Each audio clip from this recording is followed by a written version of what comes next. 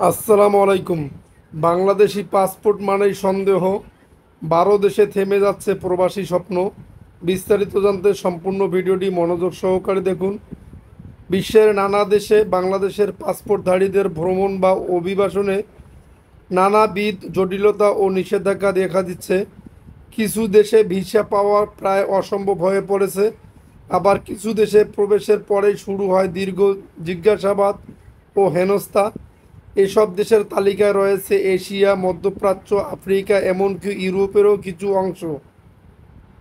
বিশেষজ্ঞরা বলছেন, অবৈধ অভিবাসন, জালিয়াতি, নিরাপত্তা উদ্বেগ, কূটনৈতিক টানাপোড়েন, নানা কারণে এসব সমস্যা তৈরি হচ্ছে। নিচে দেশভিত্তিকভাবে উল্লেখ করা হলো বাংলাদেশি পাসপোর্টধারীদের জন্য প্রবেশে ভোগান্তিপূর্ণ দেশ ও তার কারণ। দেশভিত্তিক ভোগান্তির তালিকা ও কারণ। Number 1, Libya. বিধিনিষেধ, বাংলাদেশিদের প্রবেশ সম্পূর্ণ নিষিদ্ধ, বিশেষ করে টপরুক অঞ্চল। কারণ আগের ছবিগুলোতে মানব পাচার ও সন্ত্রাসবাদ সংশ্লিষ্ট ঝুঁকি বাড়ায়। 2, সুদান। বিধিনিষেধ, ভিসা কার্যত বন্ধ, কারণ চলমান গৃহযুদ্ধ ও নিরাপত্তাজনিত উদ্বেগ। 3, ইরাক। বিধিনিষেধ, কিছু অঞ্চলে ভ্রমণ নিষেধ, ভিসা অনুমোদন দেরি, কারণ নিরাপত্তাহীনতা ও ভুয়া কর্মসংস্থানের ইতিহাস। 4, ইরান। বিধিনিষেধ, কঠিন ভিসা প্রক্রিয়া, কারণ রাজনৈতিক বৈরিতা ও অতীতে বাংলাদেশের পাসপোর্টধারীদের কিছু তৎপরতার অভিযোগ। 5, ইসরায়েল। বাংলাদেশিদের প্রবেশ সম্পূর্ণ নিষিদ্ধ, কারণ বাংলাদেশ এখনও ইসরায়েলকে স্বীকৃতি দেয়নি। 6, সংযুক্ত আরব আমিরাত। কিছু সময় নির্দিষ্ট ভিসা ক্যাটাগরি বন্ধ থাকে, কারণ এর অবৈধ অবস্থান ও পেশাগত জালিয়াতি ঘটনার রেকর্ড। 7, কুয়েত ও সৌদি আরব। শ্রমিক ভিসা বা ওয়ার্ক পারমিট জটিলতা, কারণ অতিরিক্ত শ্রমিক সরবরাহ ও দালাল সিন্ডিকেট জড়ানো।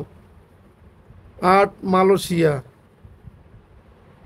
মাঝে মাঝে শ্রমিক বা ছাত্র ভিসা স্থগিত, কারণ অবৈধ বসবাস ও fake document সাবমিশনের record.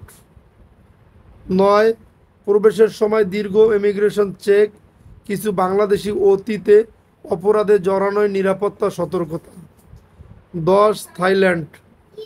Land border বা ভিসা অন অ্যারাইভালে সমস্যা, মানব পাচারের অভিযোগ ও ভিসা মেয়াদ অতিক্রমের ঘটনা।